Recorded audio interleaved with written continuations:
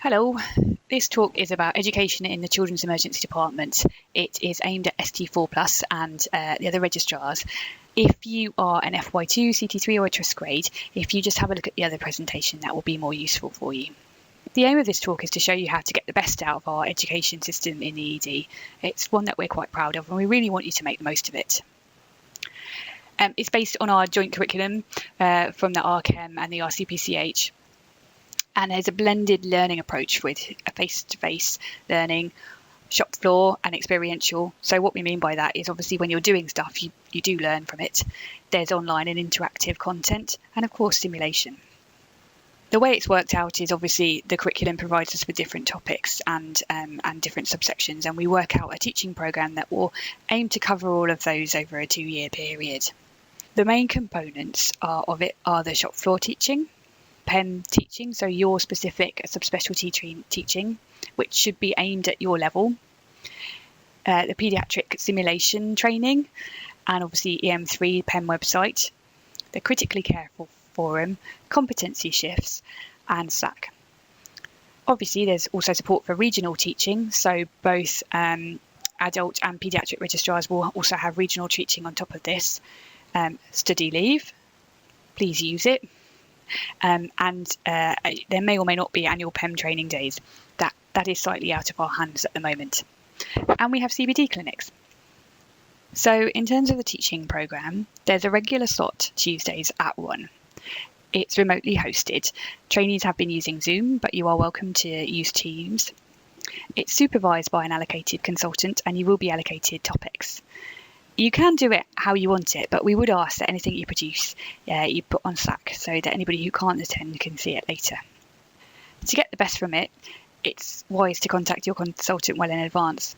This may be a topic they've covered before, and they may already have resources that you can use, or some recent guidance, or some papers, whatever. We would suggest in terms of interest that you try it case-based with about 50% revision of this is the basics, and then about 40% evidence and guidance and about 10% of horizon scanning. This could be the future. You'll all get more out of it if you get feedback each time. Teaching, like everything else, is a skill, and doing it is one way to learn how to do it. So EM3 is the online VLE for the whole of the East Midlands. It's got loads of content and you really can choose what you need. Not everything on there will be suitable for you, but it is worth going through it if there's particular gaps that you feel that you have. If you go through it and you find, actually, this wasn't that useful for me, or I felt it needed to be more at a different level, then we really do welcome contributions. It's a great way to get involved in what we're doing, and there is plenty of opportunity. Just let Gareth or Damien know. So simulation, we do in-situ simulation on Monday mornings just to get you going. These are based on real cases and are multidisciplinary. You do it in your role. We do a bit of a combination of practice and drills for specific skills. Wednesdays, on the other hand, is bookable, so you plan to go. And if you want to particularly learn or practice something, or you need to get signed off on a particular skill, then you can ask for that and somebody will go through it with you, which is a useful thing to do. We also have a whole paediatric emergency medicine simulation training day a couple of times a year. This is much more focused on the human factors, how we interact with each other, how we interact with the system and with a team. And we try to get doctors from other parts of the hospital to get involved in this too, because realistically, when we've got a really sick child, it's not just about the paediatric emergency medicine team, it's about the anaesthetic team, it's about the PICU team, it's about the paediatric team. This is normally held in the skill lab, but we are working on ways to make it COVID-19 unfriendly. You will have to book study leave because it's a whole day, but it is well worth attending. Remember that you now are senior trainees. You've got lots to teach as well as lots to learn, so you could consider taking part as faculty. It's a really great experience. Critically Careful happens every month. This is a combination of mortality and morbidity, quality and safety, and interesting and challenging cases. It's got an overriding educational objective. It's all about learning. So it's not just about the things we did wrong, but also about the things that we did well, the things that we ought to do more often. It's a full overview of our activity, everything that we've done, not just the bad things. It's hosted on Slack at the moment, which you'll need to email Gareth to get onto, and I'll explain a little bit about that later. But we may trade teams.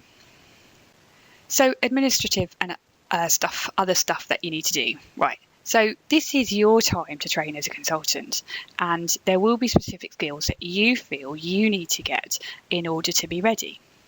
You'll get an average of 10 hours a month to do this stuff, and we expect you to complete at least one thing, one QI project, one audit, one guideline. It doesn't really matter what it is, but you need to show that you've finished something. There are a few specific roles to fill. So, for example, doing things like organising the teaching rota, that's a really useful job. And also liaison roles, things like, liaising with the mental health team and stuff like that. If you have a specific role that you'd like to fill, then again, let us know. If there are specific skills you'd like to acquire, then again, let us know. We may know the right place to go. Specific things to consider. So in terms of QI and audit, etc. So audit, contact Habab Meki. She's our audit lead. She has a full list of all the audits going on and the things that need completing, and she'll be a good person to start with. If you're thinking about reviewing some guidelines or you'd like to get involved with that, then either Amy Atkinson or Alistair Moffat. For research, contact Amian. He's always the best person to ask. I would suggest that even if you're not particularly interested in research, that you get your GCP. This will allow you to recruit to trials. So firstly, we are a little bit competitive, but also it's a great experience. It won't be as hard as you think it will be, okay? And most of you will be in a position where you'll be needing to recruit in order to demonstrate that you've got some research capability. If you like specific training in complaints and dealing with complaints, then it's worth contacting Fionn Davies. She's got a little teaching package. It's really helpful. Again, this is something that you'll need to do as a consultant. If you've never answered a complaint before, then it's worth having a go. It's a skill in itself. If you like more safeguarding experience or some extra safeguarding training, then Sam Jones or Habab Meki are great people to contact. If you've got any other burning desire to do something, and some of you really will, then just talk to any of us, talk it through, see what's happening.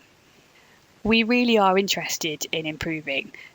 We want to be good at what we do, and if you've seen something that works really well somewhere else, then we would like to know.